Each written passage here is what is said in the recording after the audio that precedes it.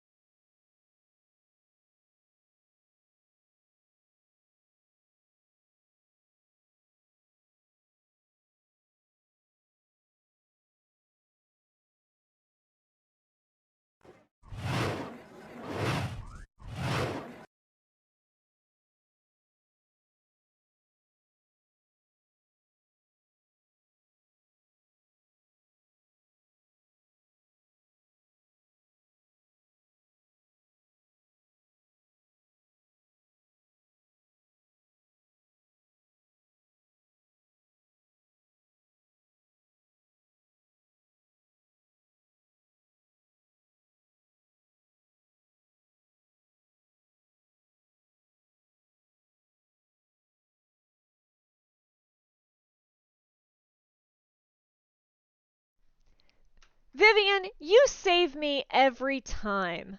We got captions, but I was muted because I have to be muted. I'm fighting with my setup still, figuring it all out. But hi everyone, welcome to Dungeons and Damphy.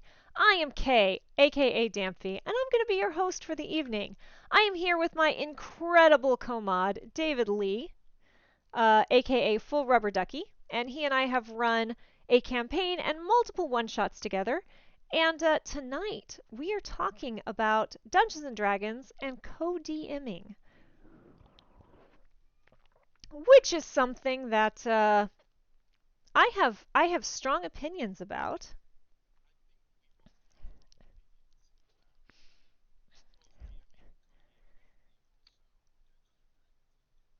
Or just strong opinions. You and I both just have strong opinions. Just full stop.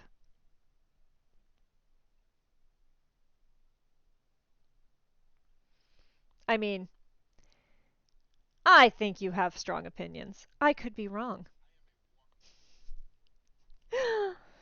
So, yes. Welcome to the stream. This is my first of hopefully many. I'm going to be doing streams about both Dungeons and Dragons as well as I'm adjusting my webcam slightly. I'm waiting for my new hardware to show up. David is also muted. Okay.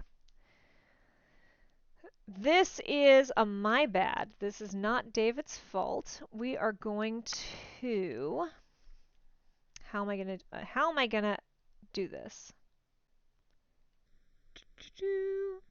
This is my first time using this layout, which look at this beautiful 2-up layout that I have, but it also means that this is my first time using it. And I've had, what's the right way to say this, David? I've had a bit of a day. A day has been had, yes.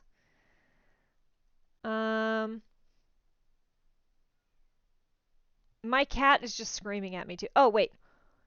David, say a thing. I am saying it. Call of Duty has officially announced the Attack on Titan crossover with the Levi Edition bundle. That it has. I feel like that is probably showing up now.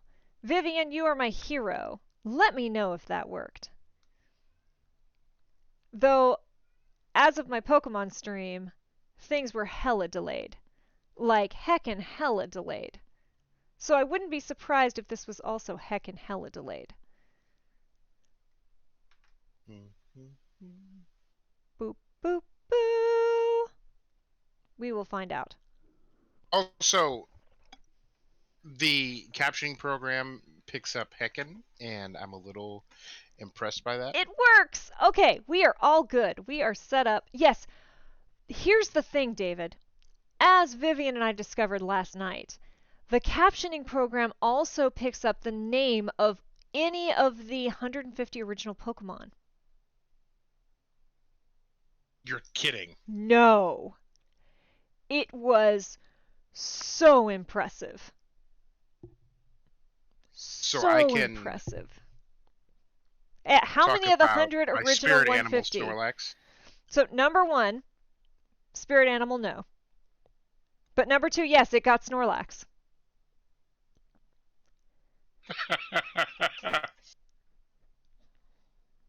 So, technical problems, muted problems, and webcaptioner.com, all hail webcaptioner. I am so impressed with this program. Thank you, webcaptioner. There's going to be donations in the near future.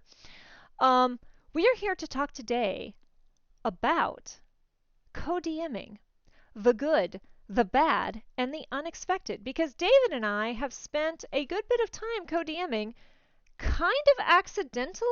Like, I don't feel, David, like we set out to start co-DMing. Our original intent was, among other things, to just build a module, a rather intricate idea that you had for a module. Me? And it sort something of intricate and or complex? Me? Listen, if it was boring, I wouldn't bother. So, yeah, we kind of just started out like David was running his game. I wanted to run a thing.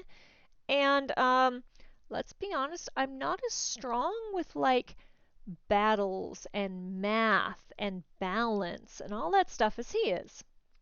So it kind of started out with like, hey, David, I want to do this thing. Does it make sense? Also, will this fight work?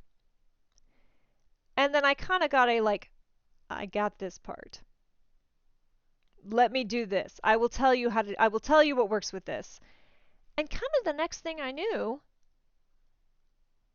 we were co-DMing, and it was kind of great.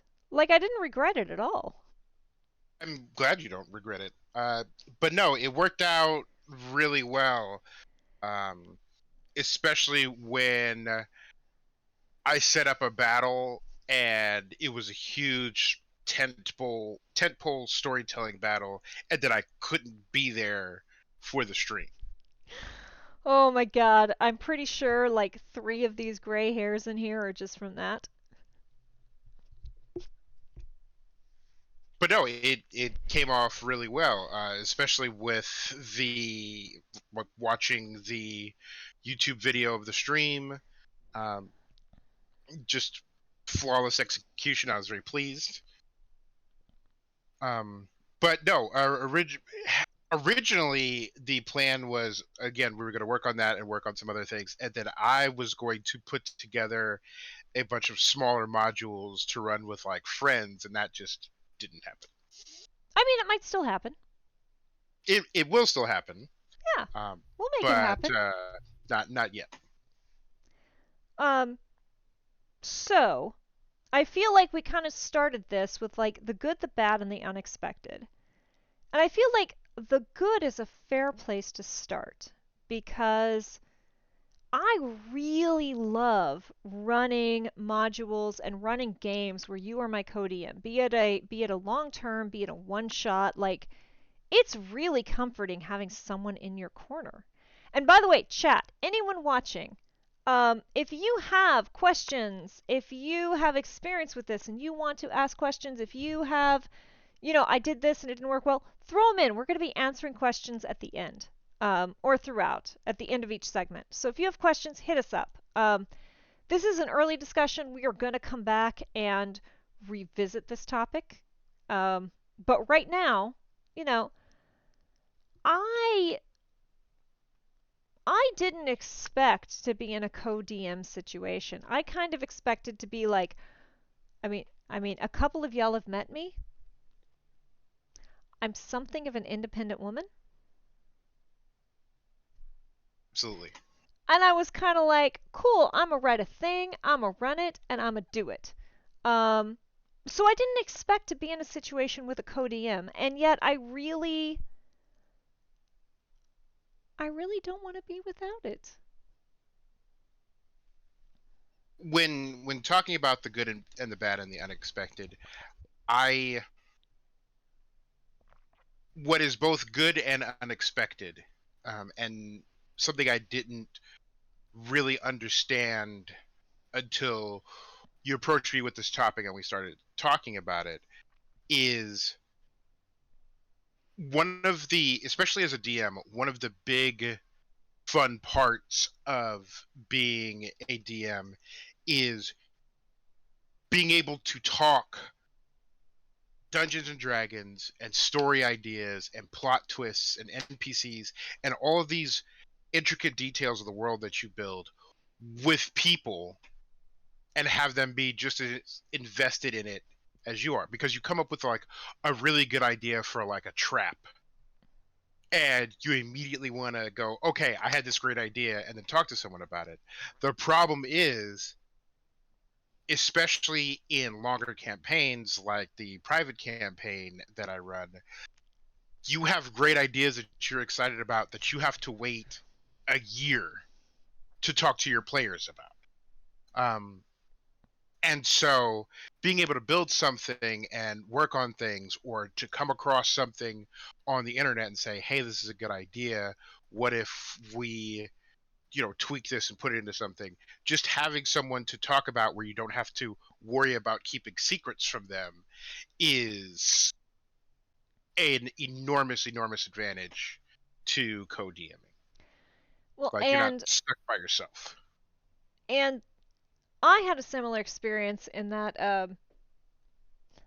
I'm gonna get laughed at. David's gonna laugh at me very hard here, and I deserve it. Um, I would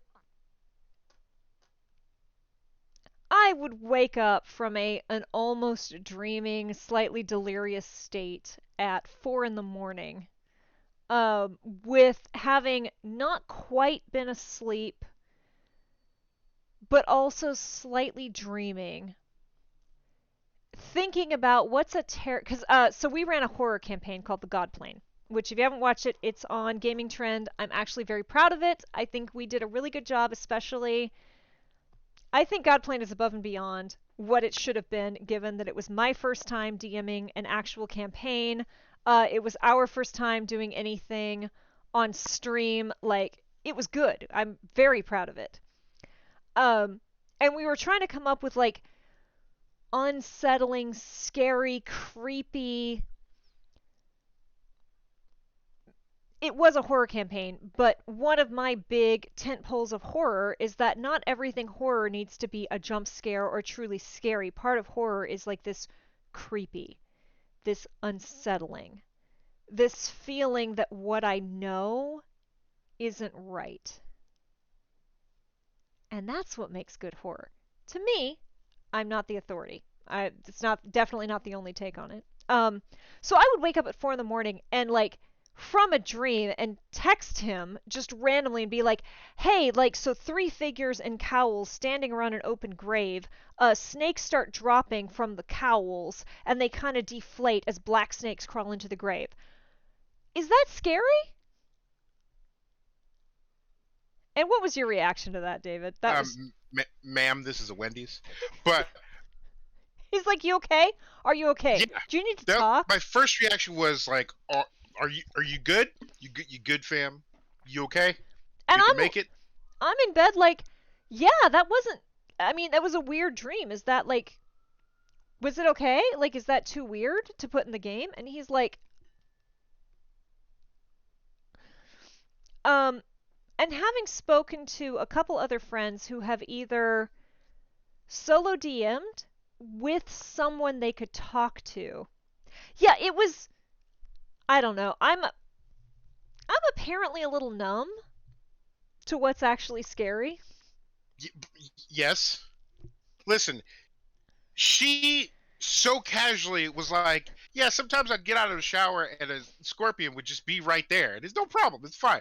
I'm like, lady, It ma'am. it wasn't a scorpion, it was dozens of tiny baby scorpions, and they would swarm my legs and sting me and my tongue would go numb, but it wasn't a big deal because that was just every Precisely. day.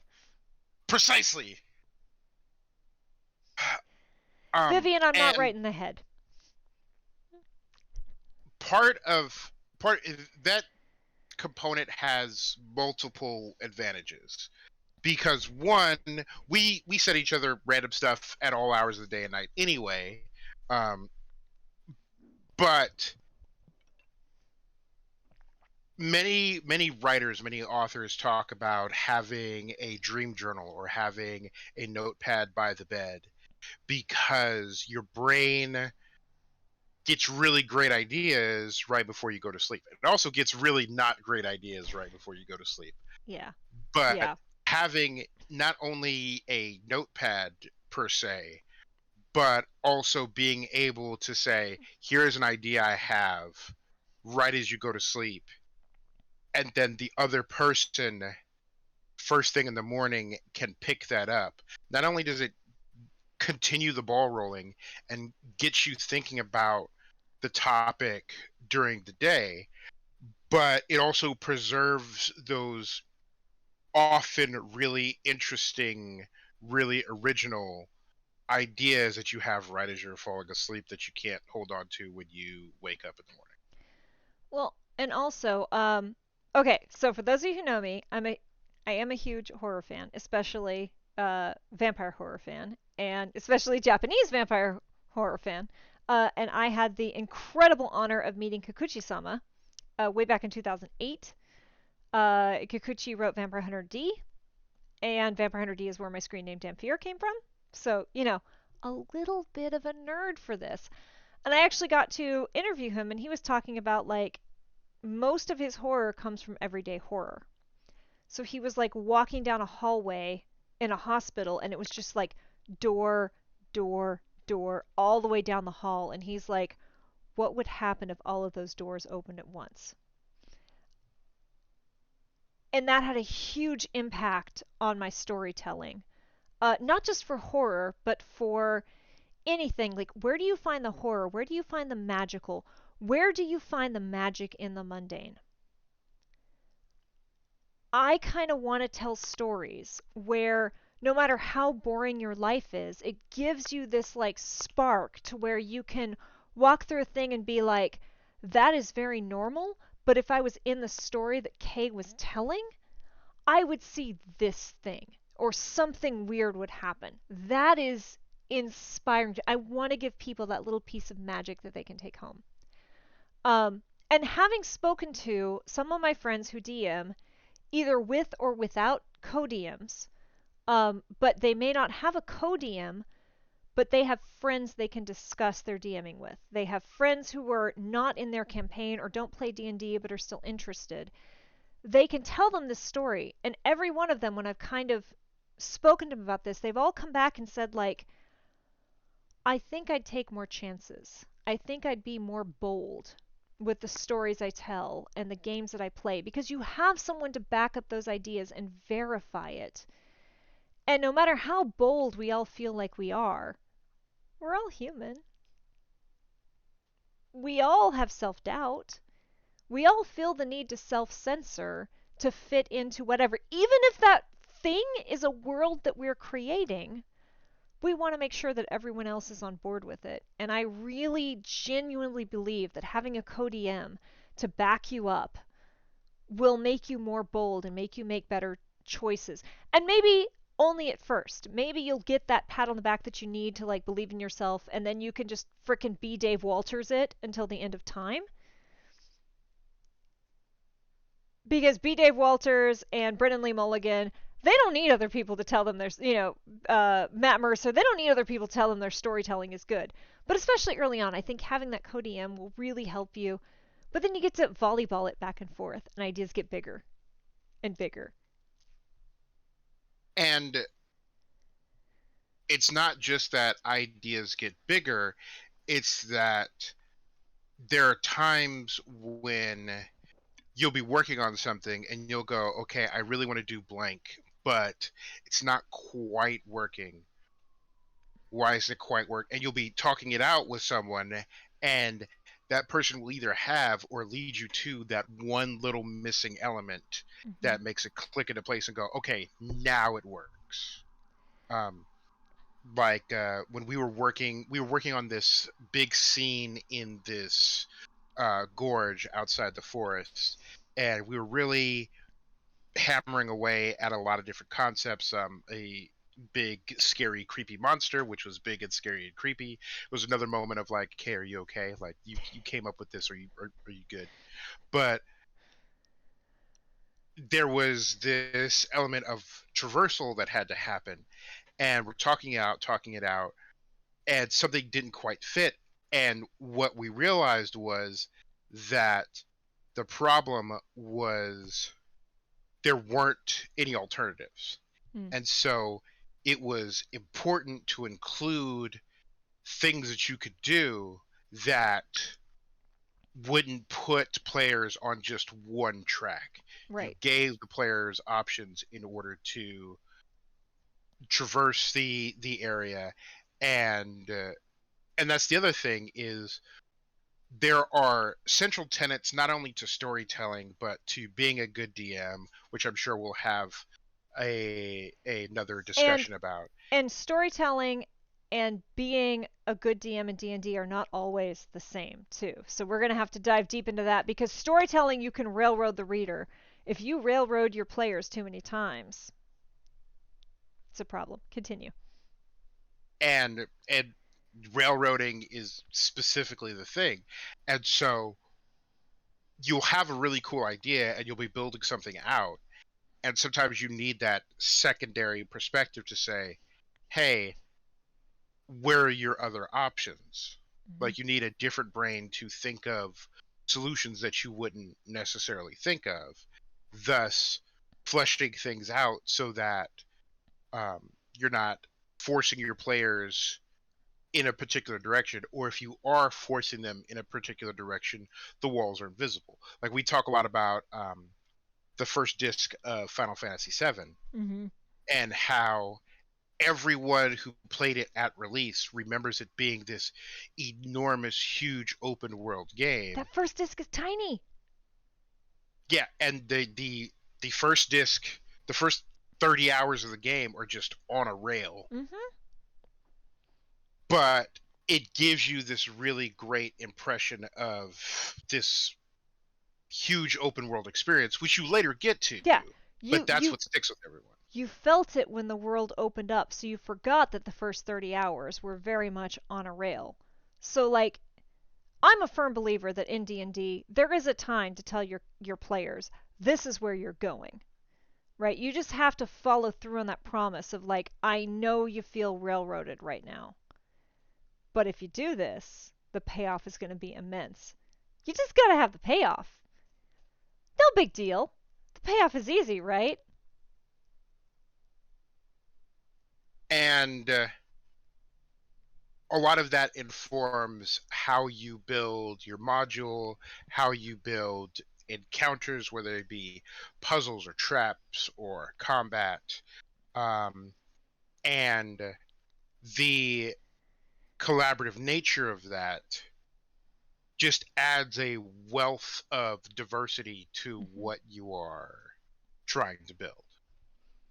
And we joke, and I don't think Cato's watching right now, but we refer to the Cato effect, which is our dear friend Stephen Cato, who is amazing, and I'm going to drag into one of my streams.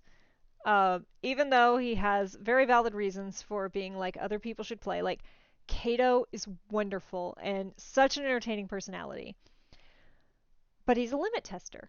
And so we play the Cato effect, right? And I can sit here and think about, like, okay, so I've got this space, and here's what's going to happen. And, like, here's the Cato effect, I think. This is the person who's going to test the boundaries and try to walk off the thing and break everything. And then David would be like, Cato would do this. And it's like 10 times worse than anything I imagined. And I say worse in the best way, right? It is worse, and that is the exact, like, when you're building modules, you really do have to think about who's going to break the box, who's going to break out of this, who's going to do the unexpected. And if you can at least somewhat prepare yourself mentally for someone doing the thing that they absolutely should not do, you'll be such a better DM because you'll be like, oh yeah, I know how to flow with this. We've spent entire sessions factoring in for the Cato effect, factoring in for agents of chaos, and not agents of chaos of like people who are purposefully trying to break the game, but for someone who is going to explore deeper than you might on your own. Kato was. And I don't think Kato was watching, so I can say this now. Those of you who watch my job, the job one shot, I built the entire hedge maze. The entire hedge maze is built and exists because I'm like, Kato's going to go into the hedge maze. And because I built the hedge maze, I was then able to use that to give my players very creative outs of, like, I was able to use it in ways to give them ways to skirt the game, cheat things, be observant, and find ways out that wouldn't have existed except for the fact that I anticipated that someone's going to break the game. And it's the best. and there are two great options, or there are two great reasons you do that. One, you create a more rounded experience in terms of, again, in terms of addressing encounters, when you keep in mind someone who thinks outside the box like that. But also, it is an important touchstone because as a DM, just like when it comes to railroading, we have to remind ourselves that tabletop, especially Dungeons and Dragons, is a collaborative experience. It is not just you telling a story to a bunch of people. It is a bunch of people getting together to build a story and build interesting characters. Mm-hmm. Like I remember reading an internet post where a guy said, "I want to run a D&D campaign, except I want to be the DM and I want to play all the characters." And then somebody replied to them and said, "You mean writing a book?" Like And he's so it's like, important, oops. right? It's important to remember the Cato effect, not just because of the non sequiturs he might take, but to ground us in we have to make sure that we make room for our players as well. Right. So we've talked a lot about the good, and I'm gonna segue us into the bad. And I say this with quotation, with air quotes about it, because I've found very little bad. I've found moments of frustration. I've found moments of stress, but I'm very lucky in that I chose a co-DM who is reliable, but not everyone is that lucky. The I can't think of anything concrete that is quote unquote bad. There are challenges you face, and one of the topics that we talked about is between the two, or however big a committee you have, who makes the final say. Yeah. And the way we've approached this is we're building something 4K to go on Kay's channel, to go on her YouTube. And so the way I've always treated it is this is your thing, so you get final say. And if there's something that comes up, then I go, okay, here are your pros, here are your cons, and here's my argument for why you should do blank, and then take it or leave it. And while that is a challenge, that is not something that in this working relationship I've ever had a problem with, because not only do Kay and I think really similarly about a lot of these concepts, but also we both have very good reasons for trying to execute something a certain way, Mhm. and we both make a good job of making arguments to one another, and I can go, oh, that makes sense, that's better than the idea that I had, we're going to do that, um, because we're both focused on making the best product, not who has the best ideas Mhm. or who's right in an argument. It's like it's all service to the story. I will agree. I'm going to segue real quick and say, hi, viewers. I'm Kay. I am a D&D DM. This is my co-DM, David Lee, Full Rubber Ducky. We are talking about co-DMing for this Dungeons and Damphy stream. If you have questions, if you have had any experience with co-DMing or been thinking about it, feel free to toss in questions. We will answer them as we go.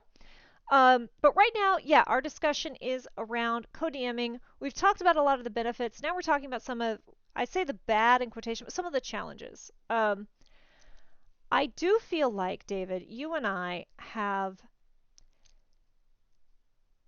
and I say this with a pause, because maybe it is just that I was so willful that you just acquiesced gracefully. But I do feel like you and I have always come to an agreement. Like we've sat down and said, like, we should do this, and you've said, no, we should do this, and I said, I think we should do this because blah, blah, blah, blah, blah. Or you've been like, I've been like, here's this character, and you're like, I'm taking it and I'm blowing it up and I'm doing this with it. And I'm like, cool, you do that. I feel like we've always come to an equitable agreement. Correct me if I'm wrong. So you have a strong personality, I have a strong personality. What? Anyone who knows both of us Me? would, right. But like I said, we've always approached it from we have to make the best thing that we are making. Mm-hmm. And I think there's a big difference between having a strong personality and having big opinions about something versus being egotistical about something. Right. And I have a long career working as a freelance writer and editor, and there have been times over the years where I go, this person is wrong, but the customer is always right. Mhm.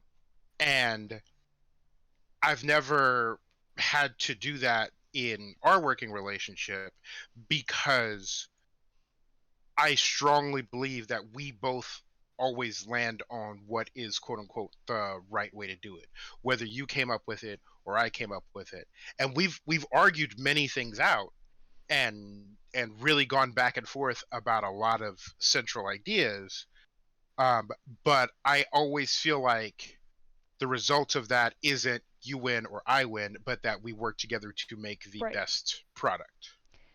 And um, I do also think like you and I, we knew each other for, I mean, not as long as some people. We knew each other for probably 3 years before we started co-DMing. Yeah. But you and I had the fortunate thing of we clicked very quickly. Yes. um, I have clicked with few people as quickly as I have clicked with you. Um, Same. Absolutely same. but also, just from the way things were shaking out, it very quickly became clear that I was going to be, by and large, the person on stream, and you wanted to be a little bit more behind the scenes, at least some of the time. I'm trying very hard to drag you more into the spotlight. There has been Um, less kicking and screaming than I expected, however. the and the other thing is we're working on so many different things. We're working on the source book. We're working on additional modules. We're working on lore. We're working on re recompiling things for the DM's Guild. And then there are my modules that I want to design and build out that we're also going to work on. And so there's always been this element of, okay, well, um, while the over encompassing thing is ours, this is your part of Mhm. it, and then this is my part of it. Right. And so when it comes to, again, when circling back to the idea of who gets the final decision, when we're working on stuff where it's like, okay, this is mine, this is my idea, that I get final say. And when it's your stuff, you get final say. And we don't have a problem going back and forth with, okay, this is your thing. For instance, when you passed off the Tazic character design and the fight, um, So, I was going over fight design with you, and you're real, like, okay, real quick for folks who don't know, I had written this character Tazic. I wanted to have an NPC in the world who was very unstable, very untrustworthy, and was kind of a dark mirror to one of the characters in the game. That I had given every character like a test of faith or strength or whatever, and I couldn't figure out a good way to do that for the characters, for this particular character, Nabi. But I had in my lore, in my packet, I had like this character of Tazic who felt very close to her, who was created before I was given this character, before I got to know the character, who was had invented necromancy in their world and was known for this and was gonna be like just a character that an NPC that they could have crossed paths with. And I threw this out, and I'm kind of like, we were debating what's okay, this character gets this character gets this challenge, and I'm like, I almost feel like this NPC is the challenge for this character. And holy cats, y'all, David took this concept and run with it. Oh my god. Continue, David.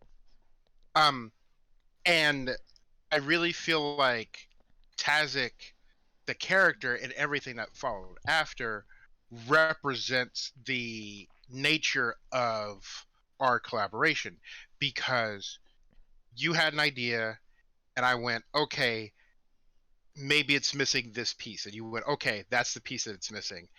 And then it led to more lore, and it led to more work for me and a bigger way for me to contribute.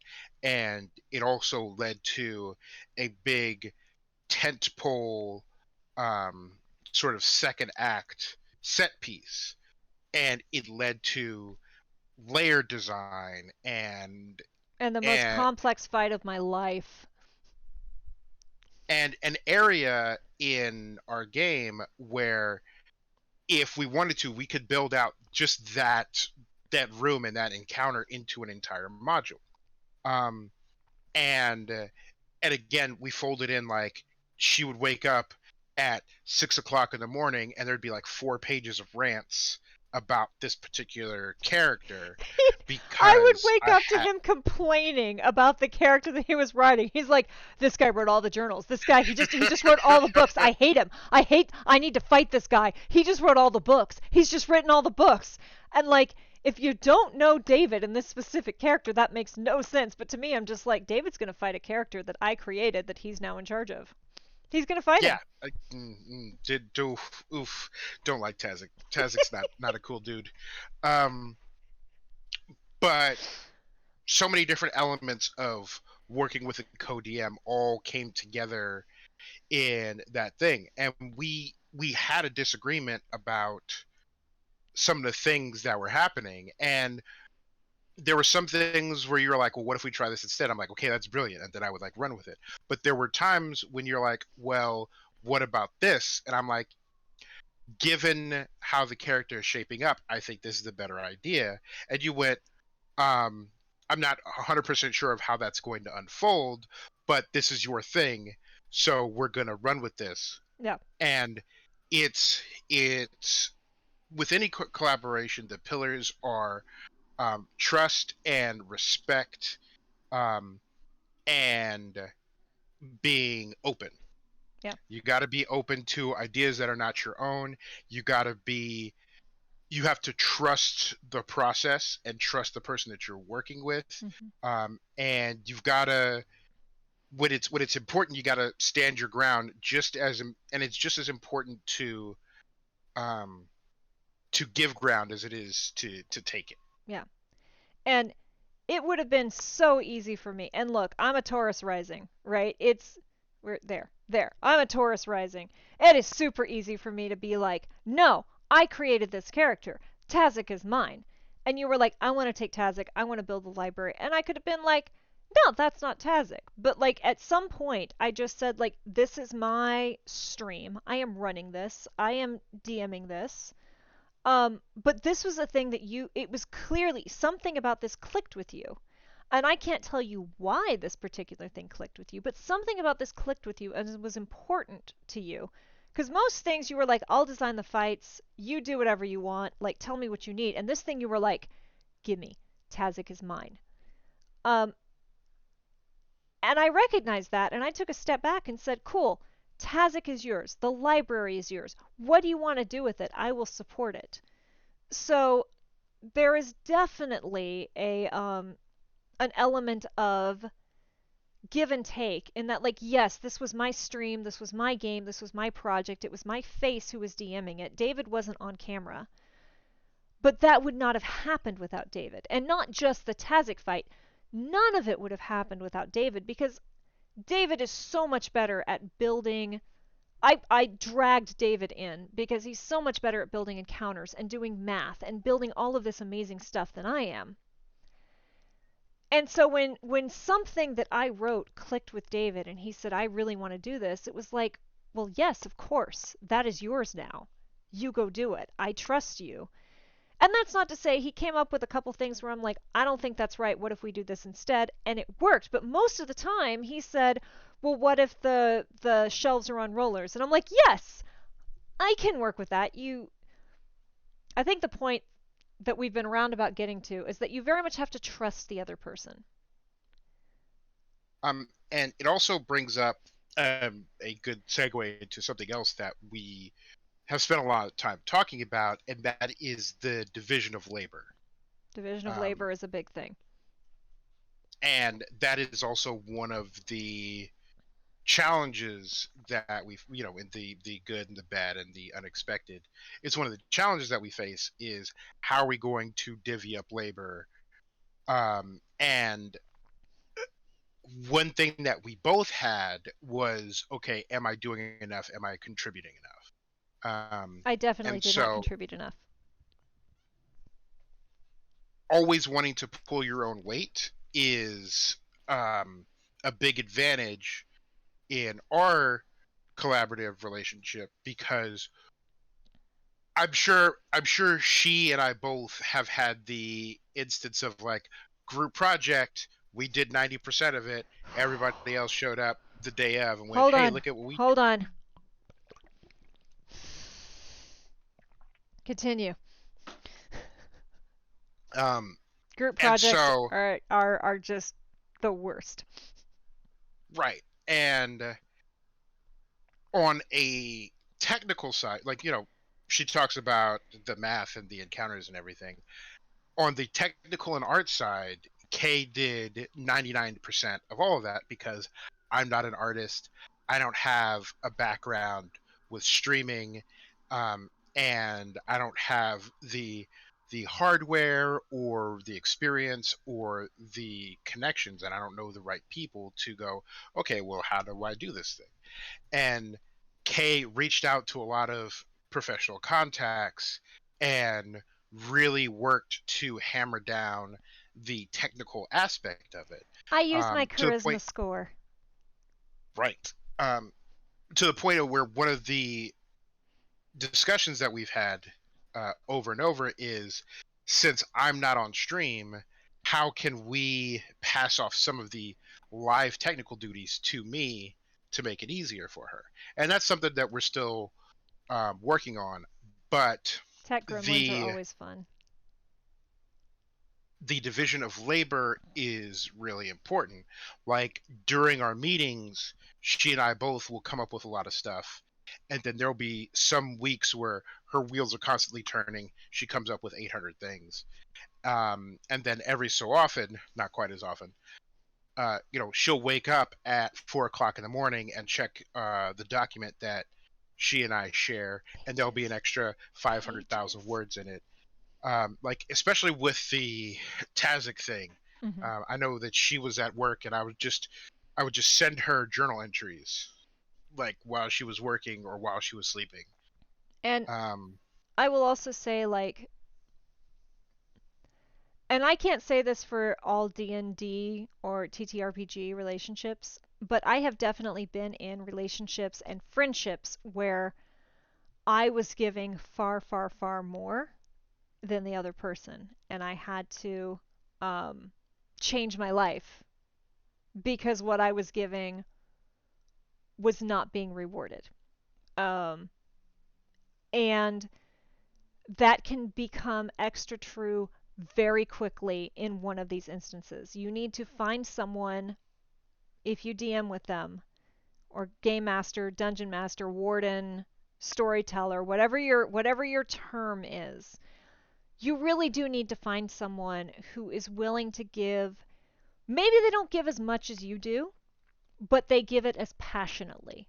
There is no problem being the 70%, the 80% personality, so long as that 30%, that 20% that you need is given freely, excitedly, eagerly, because we're not all the same. My ability to produce pre pandemic and post pandemic are two different numbers.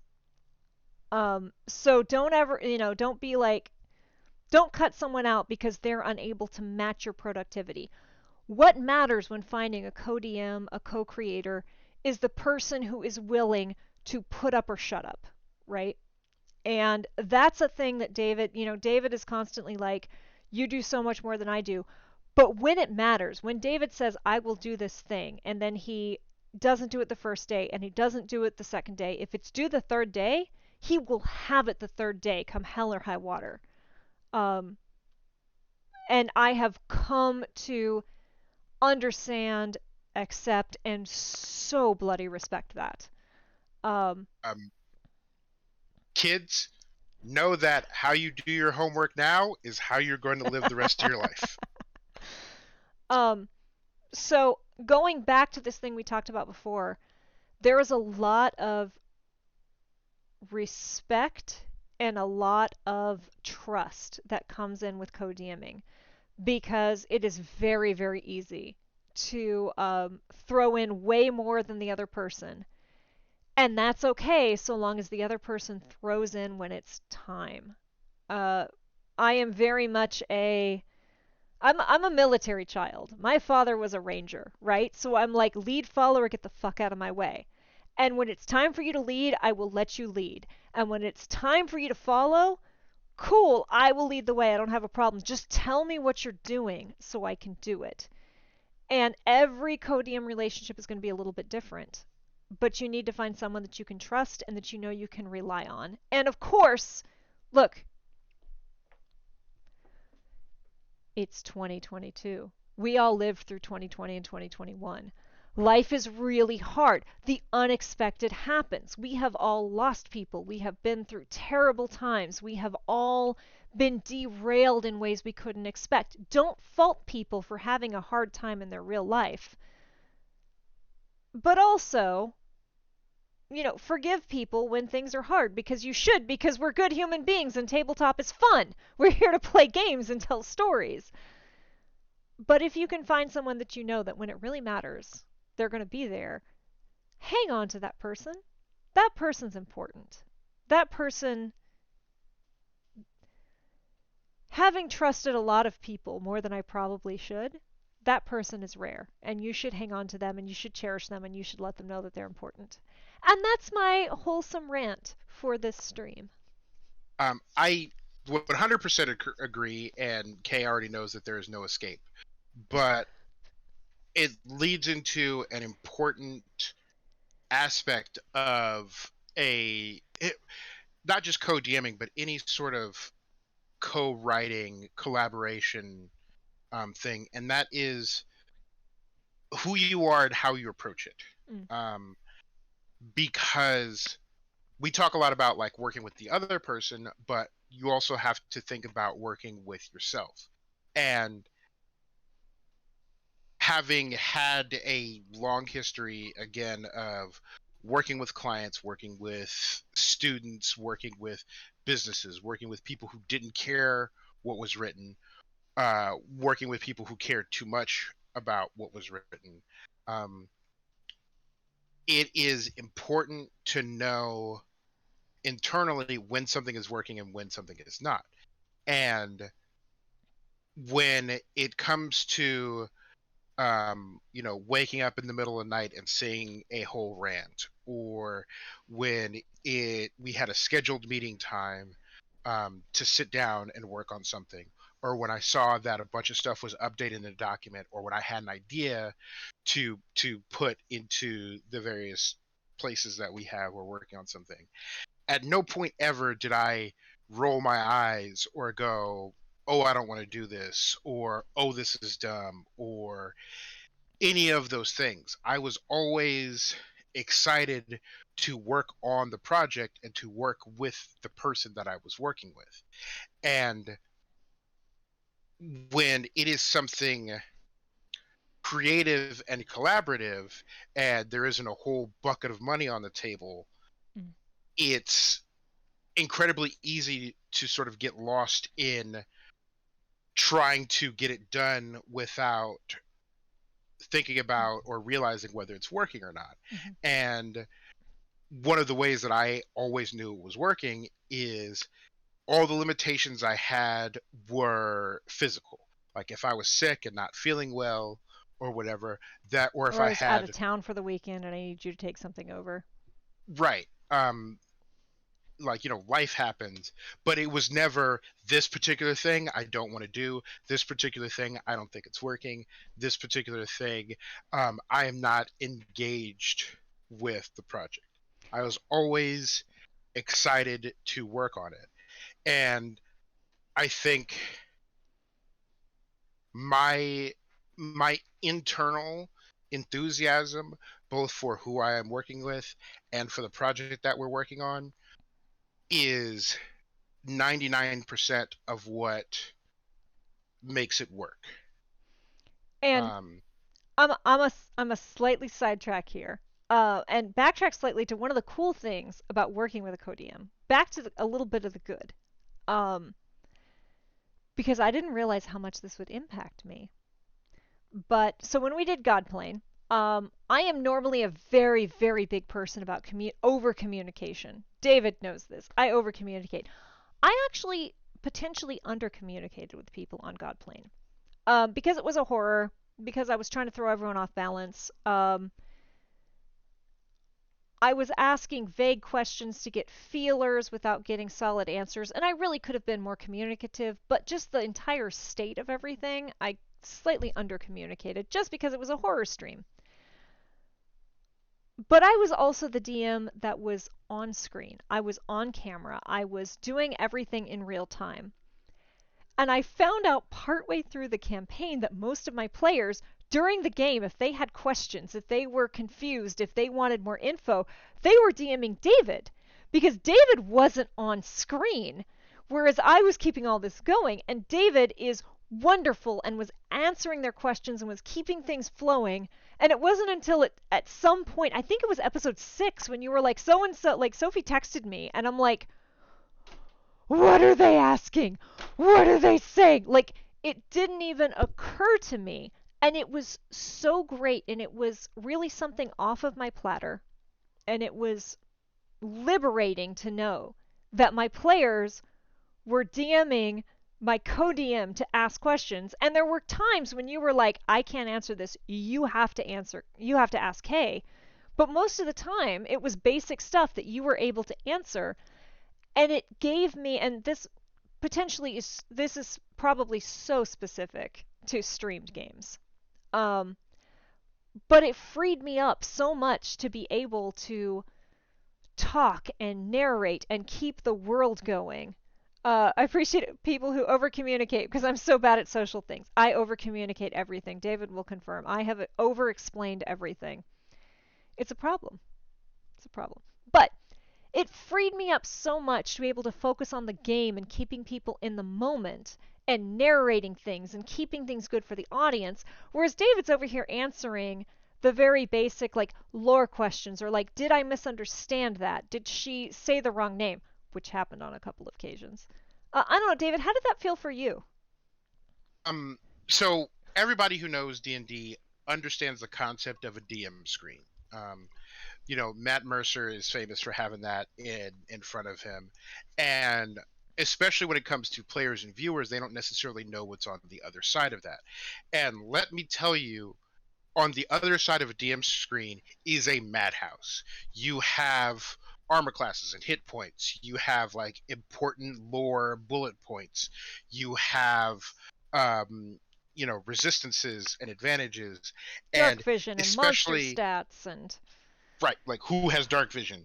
um Everyone has dark vision, everyone always has dark vision, but you have, in addition to that, especially if you're playing with like new players, like someone's first game, they're playing a wizard bard cross class, and you're actively helping them to keep track of their spells. So you have spell lists for your monsters and spell lists for your players.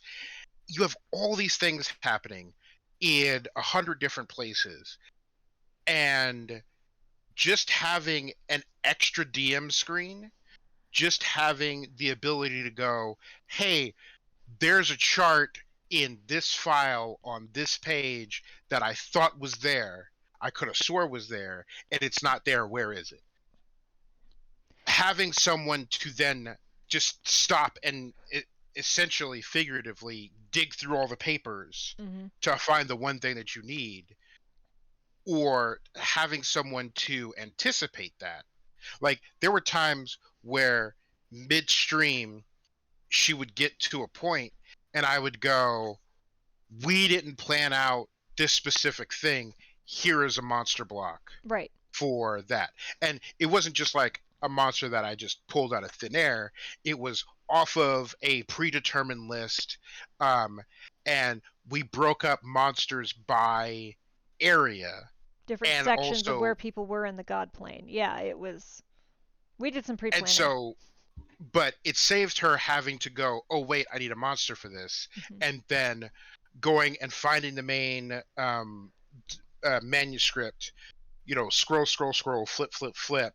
Okay, which of these monsters do I like? There was just a whole Well, lot of downtime that didn't have to happen and because I was able to just put that even in. even at one point we were doing lore dumps that were in journals, and I was reading off the journals, but reading off a journal once is not enough for most players, right? We don't have photographic memories. So just being able to say like, I'm gonna read this off, David's gonna put it in the chat that's available to our players. So I didn't have to like highlight it all, copy it, paste it into the new place, read it off, go back to my original notes. Like that was such a weight off of me.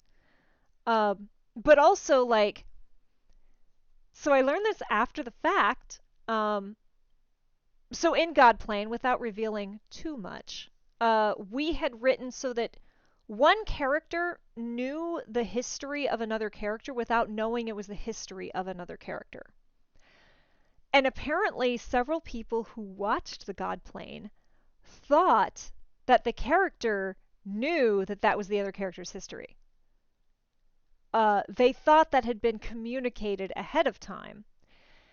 And because it had been done so well in that I was able to kind of read off their story had been changed and exaggerated as if it had been retold throughout time, right? Because myths and stories grow. And I had set it up so that a character who would know stories would be able to tell this story, and it was obviously this person, but it was also worse than what this person had ever done. And the person who was playing the story, the character whose story had been exaggerated, was like DMing David going, is this me? Is this me? How do I react? And David was able to say like, it sounds like you, it's exaggerated. And then the player was able to just take that and run, so much so that the audience thought that the player knew ahead of time that this was going to be part of the story. But it wasn't, which part of me is really sad that that was confusing for the audience because I'm so proud of doing that. But part of me is also like, that was done so well on so many different levels, from my player, Sophie, being an amazing frickin' player, to weaving it in such a way, to David coming in and answering it so I didn't have to break stride mid thing, that everyone just thought it was planned. Everyone thought they knew that was what was happening. And that was a really cool pride moment for me. And another, so uh, since the start of the pandemic, there's been a lot of discussion about, oh, everybody's virtual, everyone's on Zoom calls. And in the tabletop community, there's been a lot of discussion both into how to transition or build out uh, tabletop games. And, we have the advent of Roll20 and other tabletop systems that we used Owlbear for the Christmas heist. Owlbear.rodeo. I love Owlbear.rodeo. That's all. Yeah, Owlbear is an incredibly robust platform, but that's wandering. But one of the big advantages to being virtual is the ability to quickly and seamlessly pass notes. I've in one of the sessions I've run, I've literally been talking to the group while feeding information to a player, and the other players didn't know I was doing that, and answering questions and whatnot. Didn't feed me But info. well, My right. character has an intelligence score of 8, but that doesn't mean you can't feed me info. But one of the advantages that we have working together is before a session, you can go, okay, at these key points, these things have to be communicated to the players via note passing. And instead of you having to stop, copy paste something into Mm-hmm. chat or into the Zoom chat or Discord or whatever, I could then go, okay, this is something that you need right this second, and this is something that you need right this second. And I was even able to preempt a lot of players and say, hey, there's stuff I'm going to be updating you Mm-hmm. about during the game. Make sure that you're paying attention. And one of the big advantages to having a co-DM is the streamlining of the process, the efficiency of it, and enhancing the presentation of it because you don't have these big breaks and interruptions to, send a message or to look up something or whatever.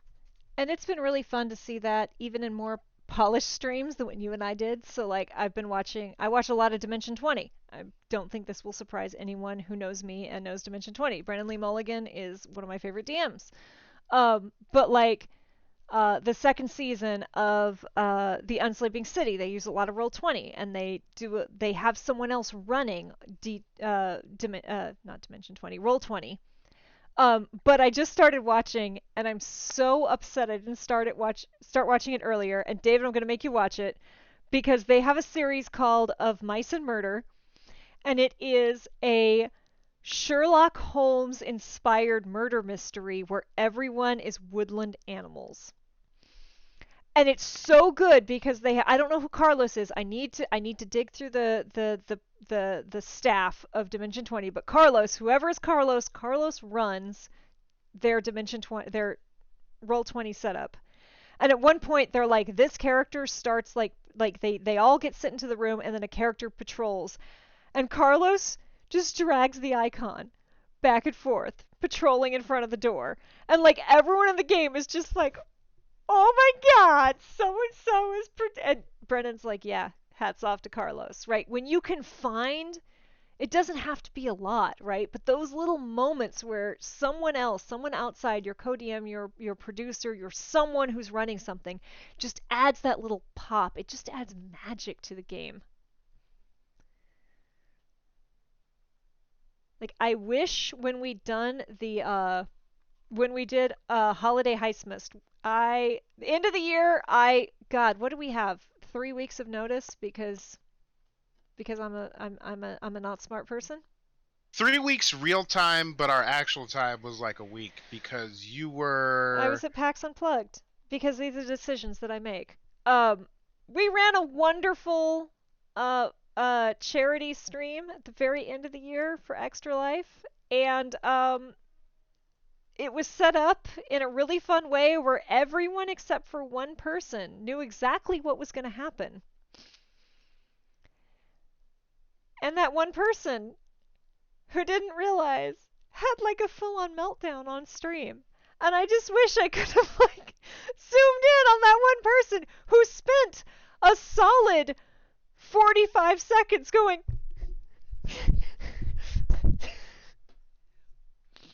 and it was glorious. It's one of the highlights of my DMing career. One of the big satisfying payoffs of being a DM. And for anyone who's been in tabletop, anybody who's been in Dungeons and Dragons and has been a player for a while, I highly encourage you to go be a DM, even if it's like for a simple Find a module pre-written and run one it. shot, like 2 hour whatever, because one of the big payoffs is the emotional impact that you can have with your players and with their characters, because everybody who's played D&D for a long time has gotten attached to a character or two, and just like you watch a TV series or watch a movie and a big important character dies, or a secondary character that you really got attached to dies, or a character falls in love, or just all sorts of things that can happen. You translating that attachment to something that you had a hand in building, um, and then being a DM and watching that happen in real time Mm-hmm. to a player is one of the most satisfying things about um, being a DM. Way more satisfying than watching your players outsmart an entire encounter that you built. It's Um, it's a gift. It's really a gift that you can give to people. And I will say this especially if you are someone who is from any kind of underrepresented community. This is an amazing opportunity that you can have to tell stories that would not be told otherwise. And look, I'm from certain underrepresented communities. But if you watch The Job, which I've run on a couple streams, or not The Job, if you've watched Skyfall Tower, Sky is Falling, Skyhold Tower, which I've run on a couple streams, I got this module. I played it as a player with another amazing woman, Kat, running it. Kat is amazing. And she sent me the module. I bought it. I started reading it, and I was like, there's only one woman NPC, and she basically uses a spell to compel the players. Like, I don't like how this feels.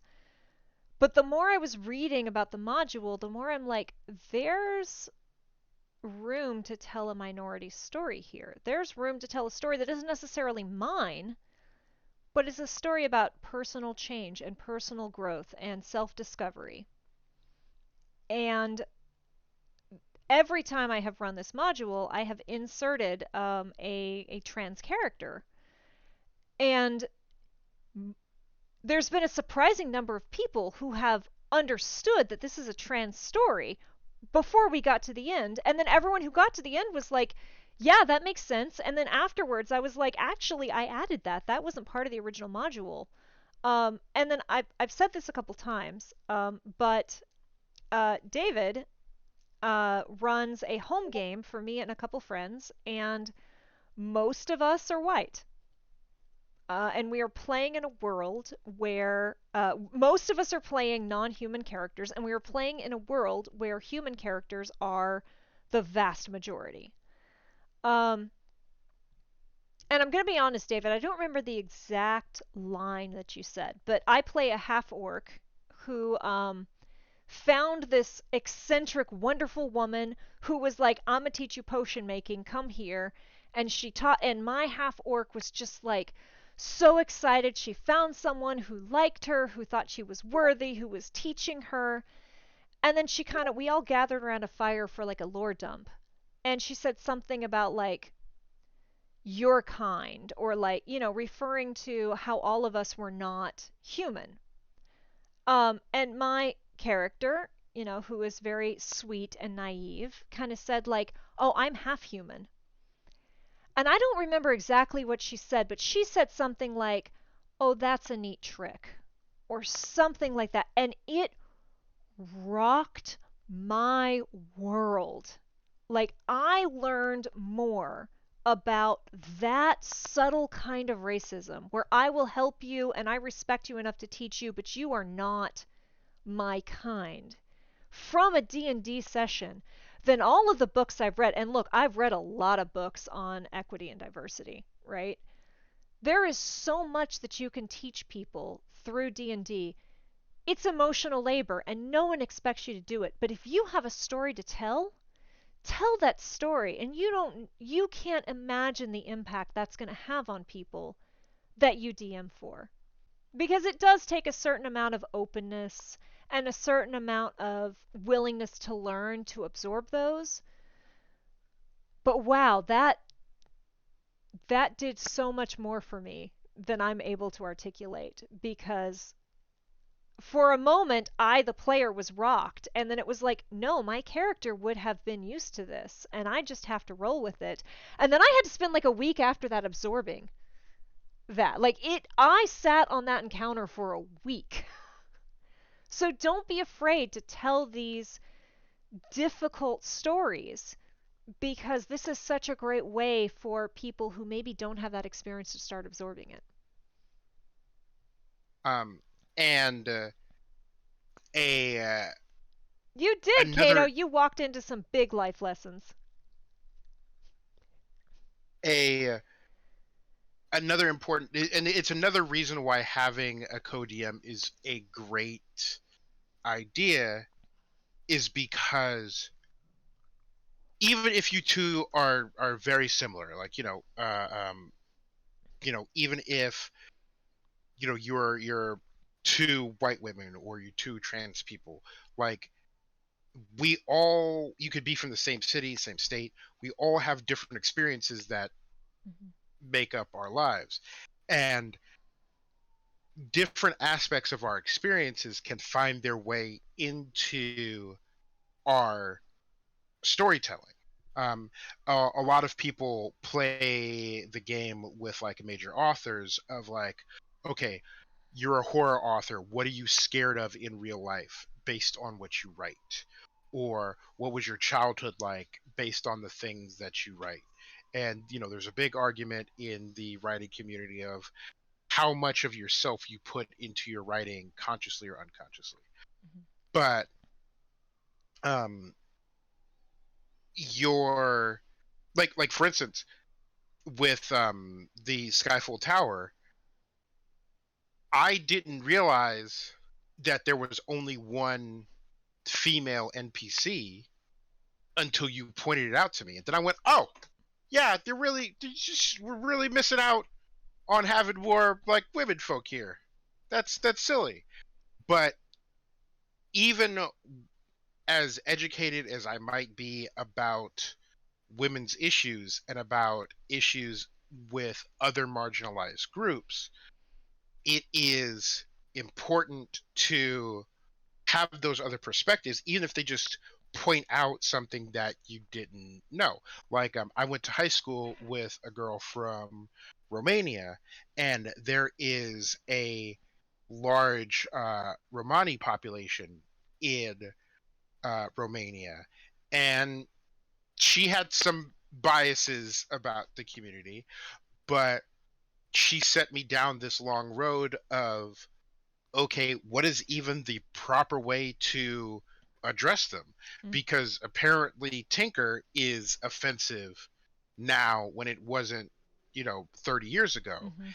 And if I hadn't encountered her and hadn't encountered her perspective, then I wouldn't know to look into that to then learn that. And I'm not saying that like, D&D needs to be anything more than a fun experience, but we all learn and are pointed towards more things to learn through our experiences. And it's important that no matter how similar our backgrounds may be, that there is value, enormous value in our individual experiences. And the more perspectives you can get, Mhm. especially when it comes to storytelling, the better your final story will be. And I'm a steal from B. Dave Walters here because he is my favorite DM. Full stop. You can roast me for that. I love B. Dave. And he has said on multiple occasions, like he's like for him, storytelling is divine. Storytelling is the closest thing to God that you can do because okay, yeah, it's stories, but like stories are how we define ourselves and we learn our space in the world from a very young age, right? Like someone tweeted, like we all know the story of Santa, and we all know the story of Rudolph the Red-Nosed Reindeer, right? And someone tweeted, they're like, "So you've heard of Elf on the Shelf?" Dot dot dot. And someone replied was like, "No, no, I haven't heard of Elf on the Shelf. Elf on the Shelf just freaking appeared one day, and everyone acted like it had been here forever, but it was not part of my childhood." Right? Storytelling is how we center ourselves and we come to know the world. So if you have a story to tell, like Battle for the Beyond, which is DM'd by that bronze girl, and is one of the best short D&D campaigns I could ever point you to. Please watch Battle for the Beyond. Um, it's based out of Indian lore. It's based out of East Indian lore, and there are East Indian gods, and it is so beautifully inspired. And it feels different because it's not the traditional Forgotten Realms gods. And I learned from it, even though it was definitely not about racism and it was not about get to know these gods, right? I learned from it in a very subtle way. So you don't have to paint something with a heavy brush. But again, just my saying, like, hey, did you notice there's exactly one female NPC? There is one not man character in this entire campaign, and she casts a charm spell on you to force you to do a thing. Maybe that's a thing to notice. Maybe you can change that. And that's what I did. I made a character who is trans, and in the end, the good story comes from a female character, a woman who fought and went through a whole growth process to be who she is and be who she's happy and got to speak to her past self. And to me, that's an incredibly powerful story. And sure, maybe it's a little heavy handed, but I mean, how many stories have we had about dudes who learn to hug their kid? I can tell that story to counterbalance the guy has to go through all of this stuff to learn to pat his boy on the shoulder. I mean, God of War is a great game, but uh, one of the Boy. right. So one of the really interesting um, aspects of the not just multiple perspective but multicultural aspect of it is it doesn't have to be a big thing. It doesn't have to Hmm. be a big centerpiece to whatever it is that you're working on. For instance, I have a friend who is indigenous, and in having conversations with her about her tribe and about her folklore, that inspired the design of something in my game that is not the same, and it's not in any way directly referenced to that, uh, but it gave me an idea and gave me an insight and really fleshed out my ability to grow things, because it's really easy as a storyteller to go, okay, I like Stephen King, or I like HP Lovecraft, or I like uh, um, I watched a uh, lot of Game of Thrones. right, and then build something that is pretty much not a carbon copy, but just an extrapolation of that. And a friend of mine is Irish, and in looking into Irish folklore and stuff like that, I was able to incorporate something into my game that references Irish folklore. Hmm. And so he could sit there and go, "Hey, I recognize that. That is representative of me, the player, and now I can attach that to my character." Hmm. And that's sort of a cool connection to make. And so the and I sort of went down a rabbit hole um, with An other homage. Yes, an homage. with other indigenous um, tribes and their own individual folklores, and you go down like just this little interest gets sparked, and you go down this whole rabbit hole, and then you get all these ideas for all these things that are outside of the normal stories that we encounter. Hmm. So you can really build something out that catches your players off guard because it's something so far outside of their experiences. So like And the inclusionary um, aspect of it is great and important and central, but there are a lot of advantages to encountering and then diving into mhm. uncommon cultures beyond just we want to make sure everybody's representative, um, and you can really throw some speedballs at people Well, and give them something they don't expect, because if you trot out a woman who has platinum blonde hair and a dragon on her shoulder, that's that's immediately going to conjure a lot of images. But if you walk someone out that doesn't have a head, like a woman who doesn't have a head, who's wearing a dress, and you can hear her speak, if you're Irish, you know what that is. But if you're not Irish, you have no idea what's going or on. if you watch really obscure anime. Right. Well, but also, so I draw a lot from Gaelic. I love Welsh lore and Gaelic lore. Like this is just kind of my crack. Uh, we thought we were Welsh or Gaelic for a long time. Turns out we're not. Haha. Oops. But that's something that's really fascinating to me. And David knows I have a lot of characters who have obnoxiously Welsh names. Adenyeth, Winwuyathin. Both of those have double D's in the name. The TH is set as a DD. And so I really wanted to be like, I was nervous about it. I knew this is what I wanted to name these characters. I knew I wanted to nod to the Gaelic gods, and I wanted to do this correctly. And I actually reached out to a friend who was a not a friend, an acquaintance who was a Gaelic speaker, was native to all this, and I said like, "Hey, like I would really like your help. I want to name this character this. I'm not doing it in a stream.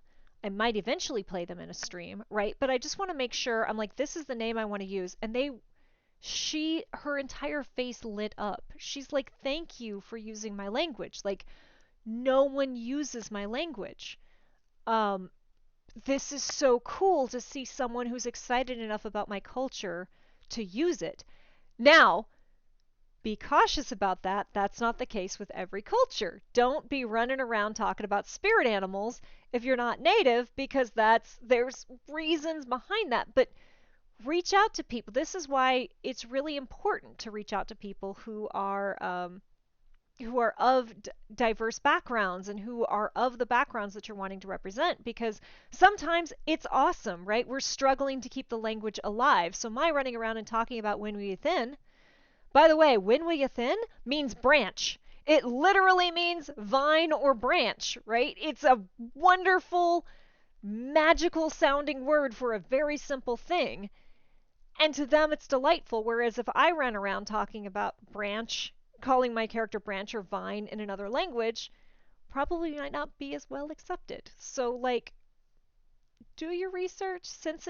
Especially if you're publishing something, please reach out to sensitivity readers. Pay your sensitivity readers. Yeah. Don't just rely on people. Um, and it's important that you sort of like color within the lines, Mm-hmm.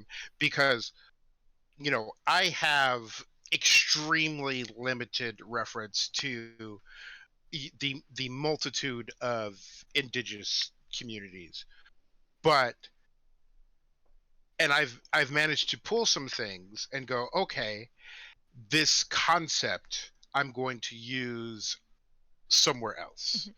Mm-hmm. And I don't want to go down this whole road of like what is and is not appropriation, but many people who grew up in the American education system learned about, um, I believe it was the Incas, and again, this is me swimming way far offshore, um, but the is it the Incans or the Mayans? Someone used chocolate as not just um, a beverage, but as a savory, spicy beverage.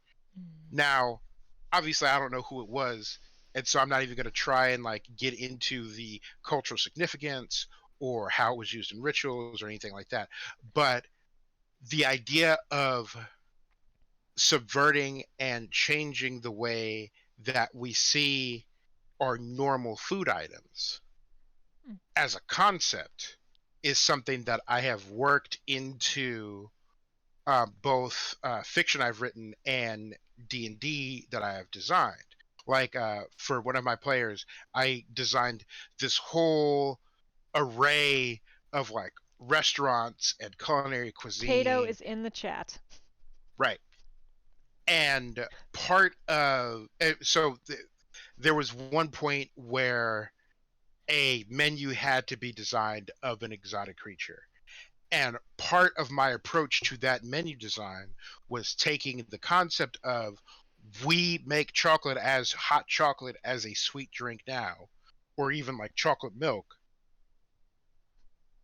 And traditionally, it was not used that way.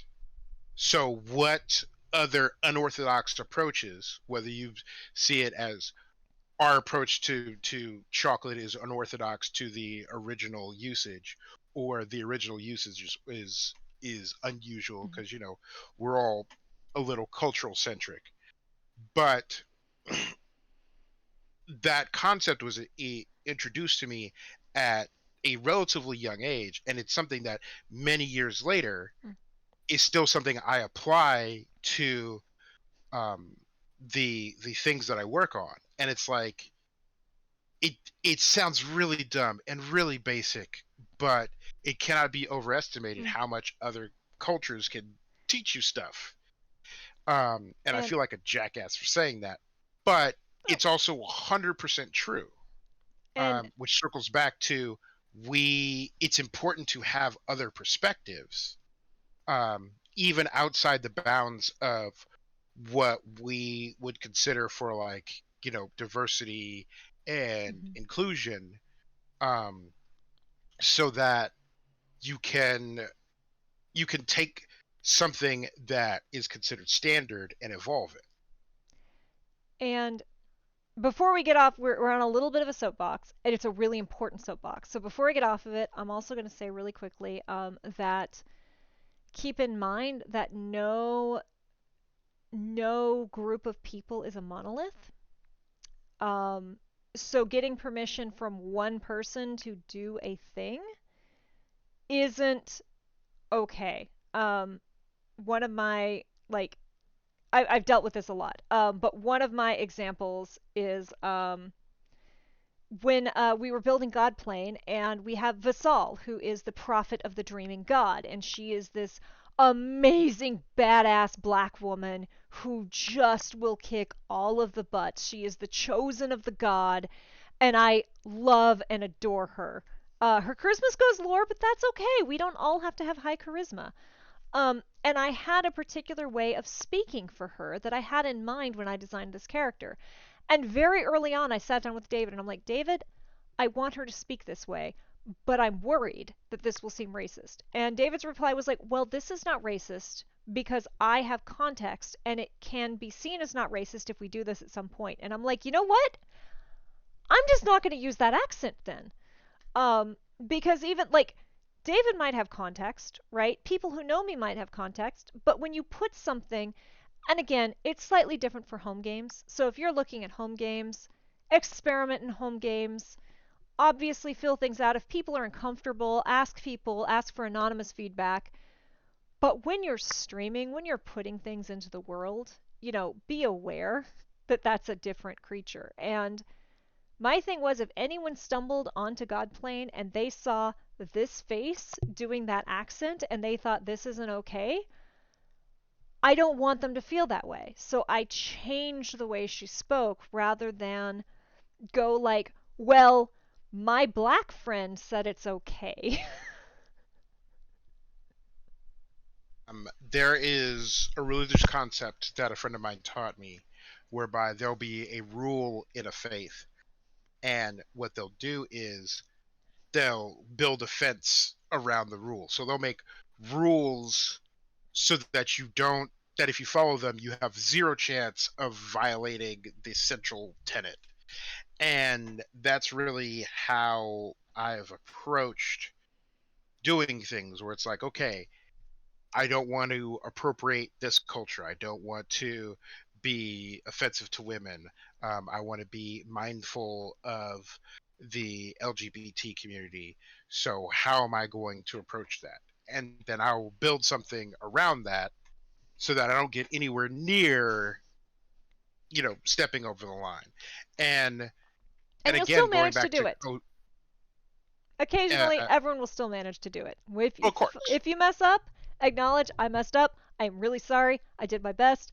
I'm not doing it again. Lesson learned. I'm really sorry. And that's the important thing of, again, being in a collaborative workspace, is because, Kay can say to me, hey, this doesn't work for these reasons. And I go, oh, well, I'm not a woman, so I would know that. And then, the same thing asking me about Vasal, where it's like, okay, this is probably okay, probably fine. And then Kay goes, well, probably is not enough, so here's what we're going to do. Um, and so, and the important takeaway from that is not that she didn't do a particular thing with Vasal. The important takeaway from that is that she didn't scrap Vasal and build something entirely different. Mhm. Through our collaboration, she was able to go, okay, here's how I can reframe this thought so that I can execute it in a way that is safe and engaging and fun. And there was a conversation where she was like, okay, well, I'm just going to completely rethink this. And I was like, no, you have a good character here. Let's move forward in this direction rather than, um, you know, going back to square one without working through it. And there are a couple of things where both of us were on the verge of like going, okay, we're going to scrap this. But the other person's like, wait, there's something here. Mhm. Let's look at it again. And then again, you get that one missing piece that slots in, and you go, okay, Yeah. that makes sense. That works now. And that's part of the power of finding someone that you really trust, that you can really collaborate with. And it's hard to find. It's not easy. Um, but we've been talking about this for quite a while now. We're at something close to an hour and 40 minutes, which well done. We were wondering how long this was going to go. Um, before we sign off, any last thoughts, David, about co-DMing? Any? So, one thing that we didn't really cover is how much unexpected was a part of our co-DMing experience. And what really sticks out to me is we put a lot of time into God Plane, into the source book we're working on, into the lore that we are creating. But what is unexpected and surprising that I have found is because of the time that we've spent working on other things, how quickly something can come together. Mm. Like we mentioned the Christmas heist, and I think the night before, the morning of, we were still We were working pulling that on together. We were deciding what to scrap, what saves. and being able to go, okay, we have this shorthand now, we have this ability to collaborate, and we're on the same wavelength. It was unexpected how quickly we could go from this is a great idea to a finished product. Here's a thing we can run. Like, sure you have to BS some of it. You have to improv a bunch of it. But like, here's an outline, and you can do it, and you're comfortable in it. And improv and spontaneity is part of the DM experience. Mm-hmm. So it wasn't just like, oh well, we'll just do it live, it's fine. Um, And but we anticipated certain things. Like we knew there might be a super naughty or a super nice. So we were like, here's a really bad encounter that we can throw at the party. Let's build it. And we didn't know when or where that was going to happen. There was multiple places where that could come in, but we're like, we might need this. And maybe it's because of players' poor choices, or maybe it's because of donations. But like, we had that built and ready to go, and we didn't know when or where it was going to come in. But we, between the two of us, had enough experience and instinct to pull it off. um, and going back to diverse experiences and what are seen as cultural norms, like Elf on the Shelf. I did not even hear about Elf on the Shelf until like 10 years ago. Like I was It was been a that grown man a long time. I heard about it maybe 5 years ago, maybe. And when working on the Christmas heist, like we grew up, we're both Americans, we grew up watching the same TV, we both grew up watching Charlie Brown, but the fact that you hadn't seen the Rankin and Bass claymation, you know, silly Rudolph the Red-Nosed Reindeer thing blew my mind, completely blew my mind. Well, and And and even then, I was building up. So any one shot, especially one shots, I give people like rolls because I feel like it gets everyone rowing the same direction, and keeps one shots. I love running one shots. I hate playing one shots because usually they're so difficult to get anything done. And I was talking about some of these archetypes that I was having people build towards, right? You're the leader, or you're the true believer, or you're the whatever. And Kato, who's hanging out in chat, was like, "What about someone who celebrates a different religion?" And I'm like, "Cool, it's D&D. I don't even have to like state what that is, right? But just reaching out to other people, even if they're not necessarily diverse from you, like different people have different experiences and can throw in like, oh yeah, have you thought about someone who maybe you're on this holiday Christmas Eve heist? What if they don't celebrate Christmas? That's a great option to give people, and you can have fun with that. At one point in God Plane, one of the viewers was like, "Oh man, that's creepy. That's straight out of Control, a video game." And I think it was Remedy Studios who made it. Don't quote me on that. And I had played Control and knew the scene they were talking about, but the idea for that whole encounter was not mine. Kay has not played Control. And she came up with this whole thing, and the whole time we were working on the back of my mind, I'm like, oh man, this is straight out of control. I have to make sure that I don't say anything to sort of taint this vision because of what I did out of control. And she built out this whole thing that was super creepy and awesome. I still need you to And tell me which one that is. I have a control pin, but I've never played the game. game's awesome. But the fact that she arrived there without having that sort of like cultural interaction is cool, and the fact that I recognize that, like the juxtaposition of she played this game and I didn't, or I played this game and she didn't, was just as important as a lot of other discussions that we had drawing upon our cultural backgrounds. And it's just also proof that nothing's original anymore. Right. Don't try to build something original. Try to build something that's meaningful. Try to build something that tells a story that's important to you. Because if you come up with something original, they're going to destroy you. Like you're going to have um your heart ripped out because someone's going to find something that's very. I remember early on I was creating this comic book character and I was so proud of this super cool original comic book character and people were like, that's Spike Spiegel from Cowboy Bebop." And I'm like, I don't like anime because at the time I didn't like anime. And then I watched Cowboy Bebop and I'm like, this is very Spike Spiegel, and also I really like Cowboy Bebop. Minus a couple of things, but That's a whole other conversation.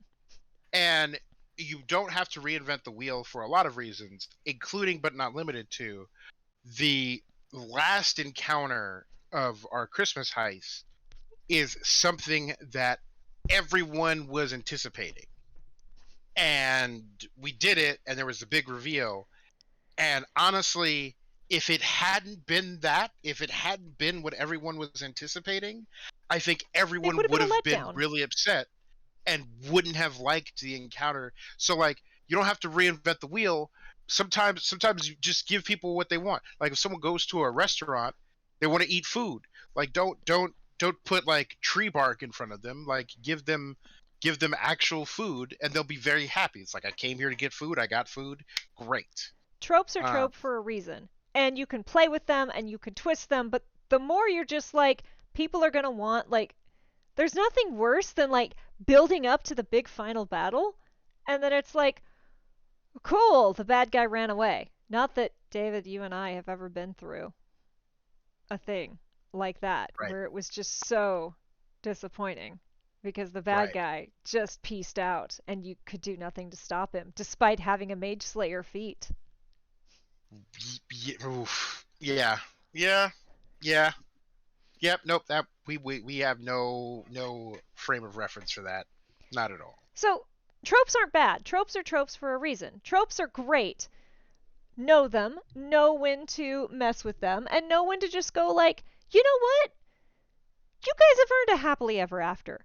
Give them. The romance genre is built off of people wanting a happily ever after. Don't be afraid to give it to them. Right. Right. Like sometimes you just got to beat the big bad guy and go, hey, we won. And there's nothing wrong with that. Um, so we've once again wandered a little off the path. Any other final thoughts about co-DMing? Since we're no longer discussing co-DMing, but just like DMing. Um, I'm sure the second we are off stream, I will think Of of like 10 course. other And things. you But will like send me like a huge rant about all the things you should have said. I'm just going to absolutely. reiterate, find someone that you trust and that you know is as into the project as you are, and passions ebb and flow. There's nothing wrong with if you start with someone and their interest wanes, you can move on without them so long as you have that discussion. Find someone you trust, and again, it doesn't have to be a 50-50 partnership. Um, it's rarely going to be a 50-50 partnership if I'm entirely honest. The real trick is to find someone who you trust to do the thing when they're going to when they say they're going to do the thing, but also when it's important that they do the thing. Because sometimes someone says like, "Yeah, I can do that." And then you're like, "Cool, you didn't do it, but I can do it." Right? It's like any working relationship. Um, and don't be afraid to give up something even if it is if you came up with it first. Even if it is your thing, don't be afraid to give it over to someone. Don't be afraid to share. Don't be afraid to open up, um, because you will be amazed at how much better someone else can make it with you. Uh, oh, I'm reading chat and how DMing pays off for other players. This means you. Yes. Um, Any questions from chat before I know I'm pretty sure my stream, although I have 0 dropped frames. Last night when I was streaming, I had like a 1.8% dropped frame rate. Today we have 0. So somehow my D&D stream is better than my video game stream. But if there's any questions from chat, I am going to mention, so thus far, David and I have done a one person is on camera and one person is off camera co-DM situation.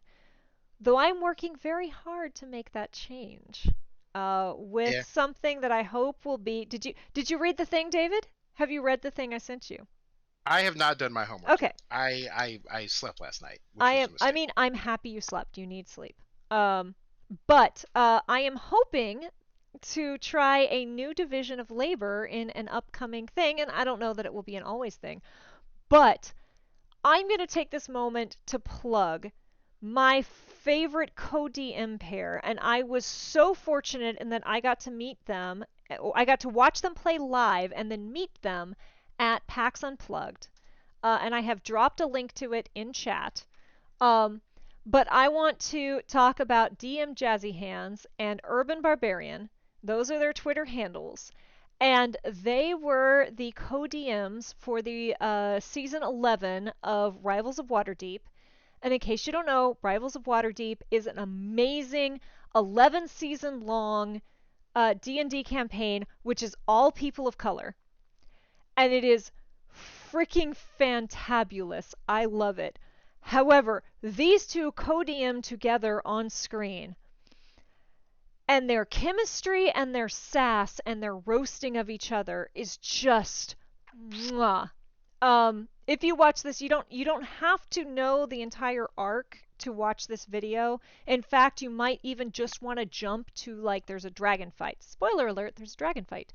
You might even want to just jump to into the dragon fight where they're deciding who's going to do what move. Like they have print like cuz they're co-DMing in person on a stream. They're sitting on a stage on a stream and they're like flipping through the stapled pages of what are the dragon's moves, and they're like, what do you think, this one, no, this one, flip that one, that one there, yeah. But at one point there's a thing where Herb, and I love Herb so much, Herb is like discussing, he's like talking and they're doing this, and sitting slightly off to Herb's side is DM Jazzy Hands going,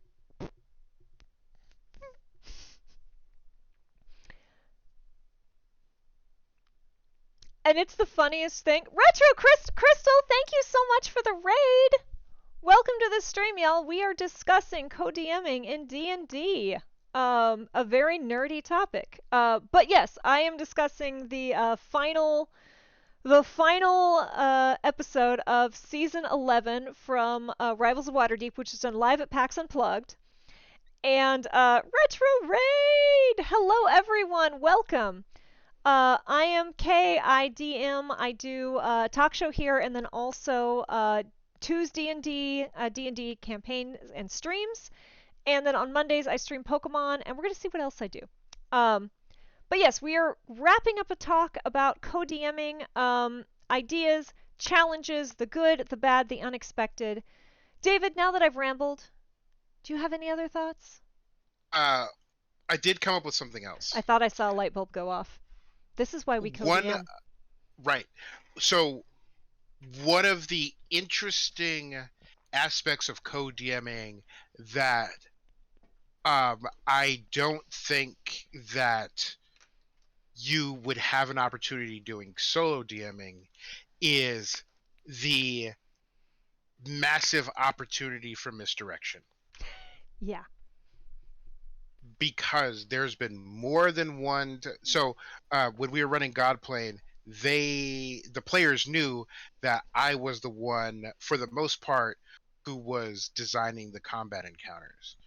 And there was a big uh, set piece fight, a very story centric fight that was going to happen. And for a lot of reasons, I couldn't be there. But that gave me the opportunity to say to my players, hey, well, say to our players, you know, oh, listen, I'm sorry, guys, I'm not going to be here this week. And they went, oh. And so they thought, okay, well, he's the combat encounter guy. It's not going to be a combat encounter focused week. And a lot of them, both in our green room chat and messaged me individually, said, hey, is there a thing that's happening? Like, you're not going to be here, so that means there's not going to be. I'm like, oh yeah, no problem, don't worry about it. Like, there's not going to be a combat encounter. Everything's going to be like real easy and simple to figure out. It's going to be a lot of lore this week. And then I take off, and He 5 minutes lied after the through stream his starts, teeth. boom, boom, big set piece combat encounter. And the impact of that, I think, hits a lot more having a co-DM versus if you just told somebody that as your DM. And there are a lot of other little things that I did to sort of misdirect the players, especially like in a horror campaign. And not maliciously so, like I didn't set them up for failure or anything, but it helped to encourage the atmosphere and mystique that we were building in the game, for the experience of the players and the audience. Though I will say by the end of it, everyone was like, David lies. David lies through his teeth. Like, I did. like the players figured that out decently quickly. Um, but yeah, that's kind of the end of my discussion, my thoughts on this topic. Unless chat has any questions or comments they would like to throw out. Um, it is While we're really waiting, while we're waiting for chat to come out with comments, question for you: what is your favorite part of co-DMing, or what have you found to be the most challenging part of co-DMing? um. So a couple of you in this chat have met me, and I'm something of a control freak sometimes. And there is an amount of like trusting the other person that is very challenging for me because especially like we were doing stuff for we mentioned this earlier, we decided 3 weeks before we were going to do it that we were going to do a charity Christmas stream, and I had a lot of it mapped out in my head. And I threw the rough draft of it down, and then I went to PAX Unplugged for a weekend. So I was gone for an entire weekend immediately before. Like, it. I know it doesn't seem like it takes that long to build a one shot, but it really does. And one shot's almost more than longer campaigns because you got to fit a lot into a very short amount of time. So I had the basics of it written out, and I'm like, here's the outline, here's the skeleton, here's like 2 or 3 things that may or may not happen. Here's what will happen if donations come in, because I wanted donations to impact the game itself. And then I'm like, okay, this is what I need from you. Do it. And then I left Friday, coming back on Sunday night when our stream was Tuesday night. And I'm not saying this to throw any shade. Everything was not done when I came home, and I had a choice of I can freak the heck out and be really stressed, or I can trust that my co-DM will get it done. And I trusted, and guess what? My co-DM got it done. Maybe not the way I would have gotten it done, but I had faith. So for me, that's the hardest part, is like letting go of things, and not in letting go of things of like, this idea is mine and I will own it and I will see it through, but just in that like, I'm not controlling every little thing. I think I mentioned I make dice. That's part of why I picked up dice making over the pandemic, because I had a mold and I had to inject resin into it, and then I had to put it in a pressure pot and I had to leave it alone for 24 hours. And somehow that did so much for my mental health, just that like I couldn't do anything to it and it would come out however it was going to come out after that 24 hours. That was really good for me. That was a growth experience for me. I still don't like it, but when it comes out, it's great. Um, what do I like about it? And I mentioned this very, very, very early into the stream, but that was, let's see, that was almost 2 hours ago. We've been talking for a while, David. Um, Yep. as I mentioned early in the stream, it lets me be bold. It lets me do ideas that I maybe wouldn't have. Um, and again, it gives me someone to check things with, right? Is this idea okay? Is this offensive? Because that's important to me. But also like, is this too weird? Is this creepy, or is it just weird? Is there something here? Like, this idea isn't done. But is there a core of it that's worth saving, and help me get it out of the state that it's in? Because the state that it's in isn't ready to go. And being able to confide in someone. And to be fair, you don't necessarily need a co-DM to do that. You need someone that you can talk to about that. In fact, in our, how much should I'm going to spoil this part of it because it just delights me. We did a Christmas one shot for charity, and we had everyone. I knew I wanted them to fight. I had a couple things that I wanted them to fight, one of which didn't make the stream. But I knew there was potentially like a snowman that I wanted them to fight. And one of my friends, one Yes, of continue. one of my friends who has played exactly as 1 0 session of D&D. She has never played a full campaign, much less a full game of D&D. I was talking to her about this and some of the things I wanted to do, and she's like, "What if you had a necromancer but a snowman, so it was a snowcromancer?" And from there, it evolved into, we made the party fight Snow and Wilson. Not The Owen Wilson, Snow and Wilson, who spoke Infernal, Gnomish, and exactly one word of common, which he said when they killed him, which was, "Wow." and infuriatingly, Snowman Wilson raised little snowmen who were Snowmen Wilsons. And it is the most cursed thing I've ever done in my life. And Ever. that all came because of someone who had never played a full game of D&D. So you don't need a co-DM to get this done. You do. Co-DMing is great, especially if you find the right person. But if you don't have someone who's super into the hobby, or you don't have like, it's the same thing as like a beta readers group. If you can find, you don't necessarily need a co-DM, but if you can find someone to bounce these ideas off of, you're going to feel a lot more confident. You're going to be a lot more bold in your decisions. You're going to be a lot more creative because you get that validation. Because one of the reasons I like DMing is that you do get pretty immediate feedback. Like, so long as your group is meeting regularly, you get very immediate feedback. But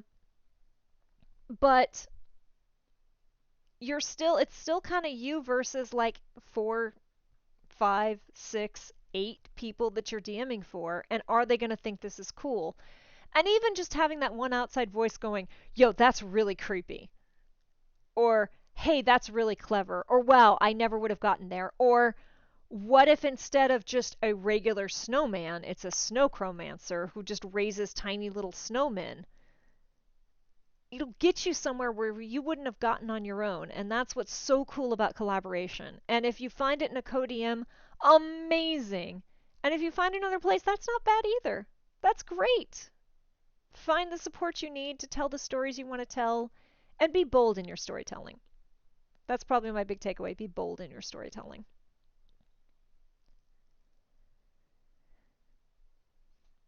Any last thoughts, David? You're nodding over there, but not saying much. What?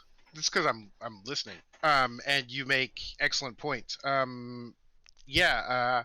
My last thoughts are some of our first thoughts. You know, find someone that you can communicate well with.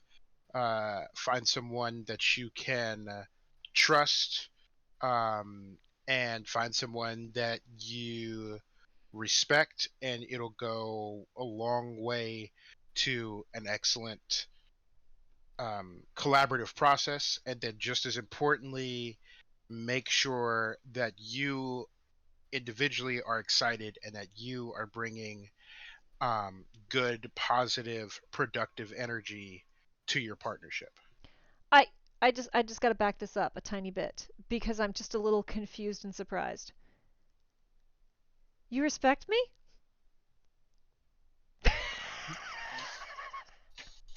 I'm going to fly 3,000 miles to commit violence. The answer to your question is yes. uh, so I think that's all we have beaten a couple dead horses a couple times, but they're not dead horses. They're like wounded unicorns. They're really cool and exciting things, and they're magical, and I hope everyone gets on board with them. Maybe don't kick unicorns. Um, Don't kick unicorn. and I think that's what we've got to say today. Thank you for joining us. Thank you so much for our first uh my first Dungeons and Dampy stream with my amazing co-DM David. We're going to be doing this on a regular basis. I am actually not going to be streaming at all next week because I'm going to be doing other things that I can't talk about just yet. Yet. Yet. Soon. Um, you were saying a thing, David. I saw it coming. There will be more in store as time goes on. There are a lot of things in the pipeline we are working on. Thank you for hanging out, all of you, especially you, Vivian. I see you. Thank you, Kato. It's thank you for the raid, Retro. It's been awesome seeing you all. And we are going to. Unfortunately, I don't have like a cool D20 outro yet, so you're gonna have to deal with my Pokeball transition. But you know, if you know me, you have to put up with my Pokemon. Also, I'm gonna scream really quick. This amazing shirt is actually a retro Deviant art shirt. It is from so long ago, and it tells such a great story. Because while this is the front, check out the back. It just tells a great story, and it's so D&D, and it just makes me really happy. Thank you all for hanging out, for asking your questions, for leaving your comments, and we'll be back for more, as I call it, Tuesday D&D on Dungeons & Dampy. And we will see you next time. Thank you again for hanging out.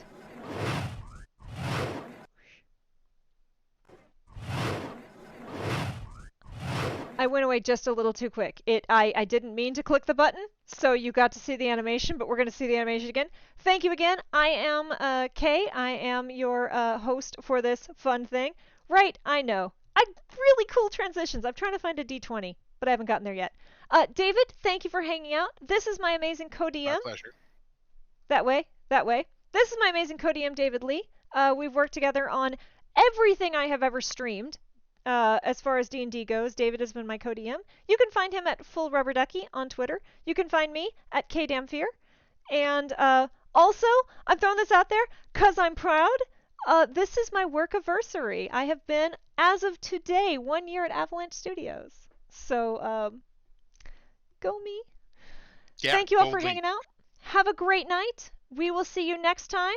I will not be streaming next week, but I will be back the following Monday for Pokemonday, and then we'll be back here for Tuesday and D. And yeah, East Coast. East Coast is a thing.